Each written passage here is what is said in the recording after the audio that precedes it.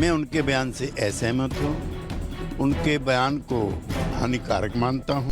ये बार बार गलत बयानी कर रहे हैं। मैंने पहले भी कहा था, आज फिर कह रहा हूँ कि जो बदजुबानी है इस पर जरूर कंट्रोल करना चाहिए और इनके ऊपर जरूर कार्रवाई करनी चाहिए। स्वामी प्रसाद जैसे लोग तो केवल मोहरा हैं, इसके पीछे एक मास्टरमाइंड यदि कोई है तो अखिलेश यादव और सोनिया गांधी जैसे लोग हैं। पापियों का सर्वनाश तो कहते हैं ना, भगवान की जो लाठी होती है उसकी चोट दिखाई नहीं पड़ती है।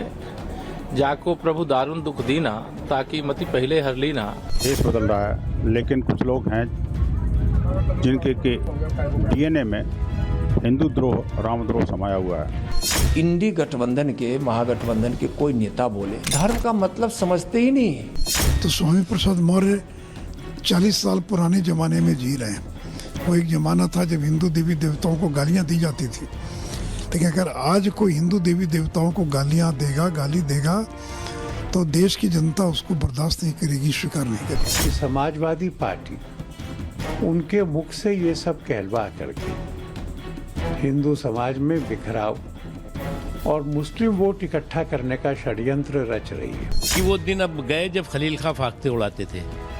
अब कोई देश में विदेशी आक्रमणकारी बाबर जैसा देश की आस्था, देश की संस्कृति, देश के संस्कार पर हमला नहीं कर सकता। अब स्वामी प्रसाद मौर्य जी के पाप का घड़ा भर चुका है, अब उस घड़े पर बुलडोजर चलाने की आवश्यकता है। तो स्वामी प्रसाद मौर्य जो समझ रहे थे कि सब उनका साथ दे देंगे, अब उनके इस बयान से सब बचते नजर आते हैं। जो इंडी गठबंधन के नेता है, समाजवादी पार्टी के नेता है, वो कैसे खुद को बचा रहे हैं, क्योंकि उनको ये पता है कि अगर उन्होंने खुद को नहीं बचाया तो 2024 में जनता उन्हें सबक सिखा देगी। सुनिए जरा स्वामी प्रसाद मौर्य को कैसे करारा जवाब उनकी पार्टी के लोग दे रहे हैं। गलत बयानी कर रहे हैं।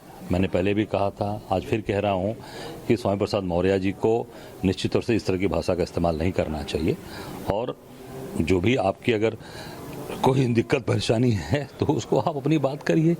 मैं समझता हूँ किसी धर्म, हिंदू धर्म के बारे में बोलना ये पूरी तरीके से गलत बात है। इनके खिलाफ हम अखिलेश जी से भी आग्रह हम लोगों ने पहले भी कहा था, आज भी, कि ऐसे निश्चित इनकी जो बदजुबानी है इस पर जरूर कंट्रोल करना चाहिए और इनके ऊपर जरूर कार्रवाई करनी चाहिए। मैं उनके बयान से असहमत हूँ, उनके बयान को हानिकारक मानता हूँ।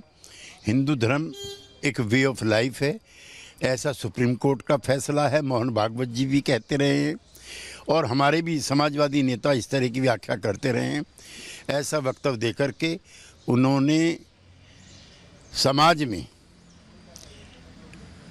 विभेद पैदा करने का प्रयास किया है। वो उनकी पार्टी को बोलना है, उसमें हम क्यों बोले? हमारी पार्टी के सदस्य नहीं है वो। और कौन क्या बोलता है सोच समझ के सबको बोलना चाहिए।